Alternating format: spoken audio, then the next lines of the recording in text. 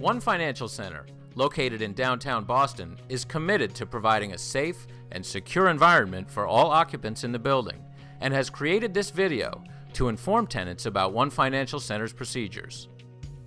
This video will show the proper procedures to follow should a partial or full evacuation of this building be required.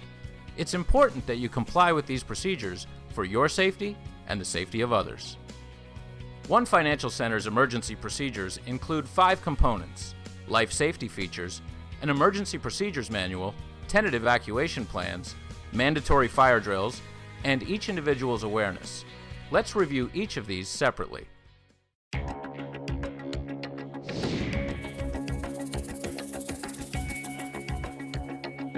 This building's life safety features are all regulated by a fire control panel.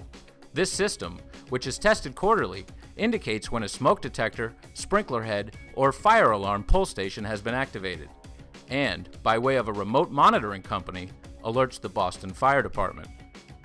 Smoke detectors provide the initial warning of a fire within the building.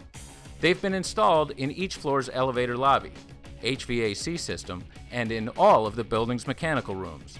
If a smoke detector in one of the elevator lobbies is activated, it will return the elevator cabs to the lobby level, or an alternate floor, preventing an elevator with passengers from stopping at the floor of incidents. The activation of a smoke detector will initiate the alarm sequence and alert the Boston Fire Department by way of a remote monitoring company. Heat will activate the sprinkler system in the building by causing a fusible link on the sprinkler head to melt, discharging water to a limited area.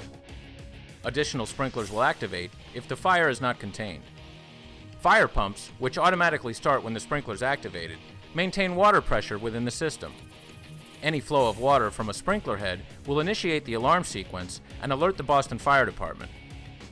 Fire alarm pull stations are located next to the stairwells on each floor. These stations are of the break glass type and, when activated, will initiate the alarm sequence and automatically alert the Boston Fire Department. There are 2 stairwells located on the east and west sides of the building. You should take the time to familiarize yourself with the location of both stairwells in the event that one is inaccessible in an emergency. These stairwells are equipped with several life safety features. The walls and doors within the stairwells are designed to prevent fire and smoke from spreading from floor to floor. Stairwell lighting, which is kept on 24 hours a day, helps provide a smooth egress during an emergency situation. During an alarm situation, fans deliver fresh air into the stairwells, creating positive pressure which prevents smoke from entering the stairwells and allows individuals safe egress. Normally, the stairwell doors are kept locked for security reasons. However, the fire alarm system unlocks all stairwell doors, allowing individuals to access any floor during an evacuation.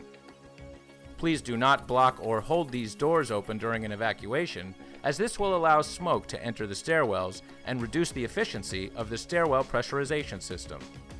Standpipes, which are water pipes used specifically for fighting fires, are located in each stairwell for firefighters to attach their hoses. Water flow to these pipes is maintained by fire pumps on the ground floor. 2 other life safety features are the fire alarm speakers and ADA-compliant fire strobe lights, which are located throughout each floor in the building to provide total communication in an emergency. These lights will flash during an alarm to aid the hearing impaired.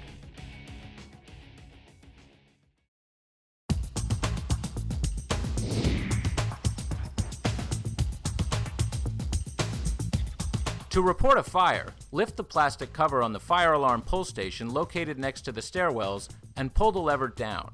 This will notify the Boston Fire Department that there's a fire in the building. Next, call 911 to confirm the fire location. Then call building security to verify the fire location.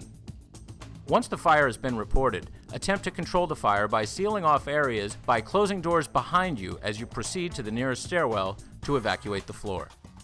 Use of fire extinguishers should only be performed by individuals who are properly trained in their use. Always err on the side of caution when considering using a fire extinguisher and evacuate the area if there's any chance of endangering your own or anyone else's safety. If a fire alarm device is activated, a pre-alert tone followed by a pre-recorded message will be broadcast over the building's public address system. May I have your attention, please? The signal tone you have just heard indicated a report of an emergency in this building. Individuals should not automatically evacuate the floor when the pre-alert tone sounds, as they might inadvertently walk into the fire area. Individuals should wait for the evacuation tone to sound at the completion of the taped message, or for their floor to be given an explicit evacuation order before exiting the floor. The evacuation tone will automatically sound on the floor of incidents, one floor above and one floor below. If the evacuation tone is sounded, individuals should walk to their nearest stairwell and proceed down 3 floors, the relocation floor, unless otherwise instructed by way of the public address system. Individuals should not use the elevators for evacuation. Anyone needing physical assistance will be directed to the service elevator area to await evacuation from the Boston Fire Department. The Boston Fire Department will refer to the list of individuals requiring physical assistance, which is kept in the fire command room so they'll know which floors to head to. Please do not hold the stairwell doors open during an evacuation, as this will allow smoke to enter the stairwells and inhibit the pressurization system. Individuals should stay to the right when exiting down a stairwell, as the fire department will be using the stairwell to go up to the fire area. Individuals should wait on the relocation floor for further instructions, or for the all clear to be given by the Boston Fire Department. If the evacuation tone sounds while you're on the relocation floor, you should proceed down 3 more floors. Remember, a total evacuation of a building this size is rarely warranted. Evacuation orders are selective. They're used to move people away from the area of incidents.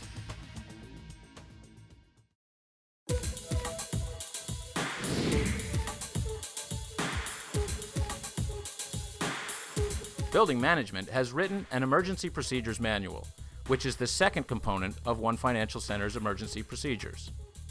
In addition to what is outlined in this video, the manual will provide information about ways you can contribute to fire prevention efforts in the building. For example, keep all corridors and passageways free of materials like storage boxes and furniture. And report any appliances that are in poor repair to building management, as short circuits and sparks from frayed cord could start a fire.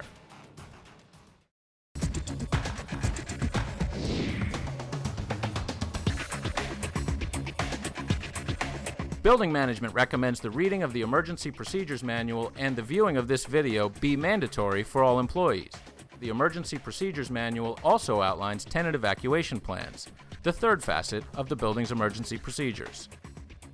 Building management recommends that every firm appoints a fire marshal for each of its occupied floors. Please don't use the elevator, use the stairs. Okay. The fire marshal is responsible for organizing and implementing a floor evacuation plan. As part of the evacuation plan, the fire marshal is to assign individuals within his or her firm to various positions: exit wardens, search wardens, elevator wardens, and if necessary, handicap aides who can assist individuals needing physical assistance during an evacuation.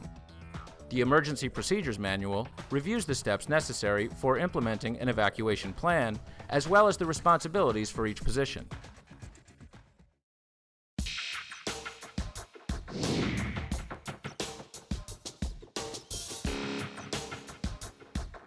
The fourth component of the building's emergency procedures is annual fire drills. Your participation in fire drills is needed to familiarize yourself with your firm's evacuation plans, the building's stairwells, and your actual emergency evacuation route, as well as to inform your fire marshal if you cannot clearly hear the alarm announcement in your area. Building management will only supervise fire drills, since an actual emergency would involve the building staff in efforts to control a fire and coordinate the operation of life safety equipment. Therefore, each tenant firm should have an evacuation plan in place that can be implemented without building management's assistance.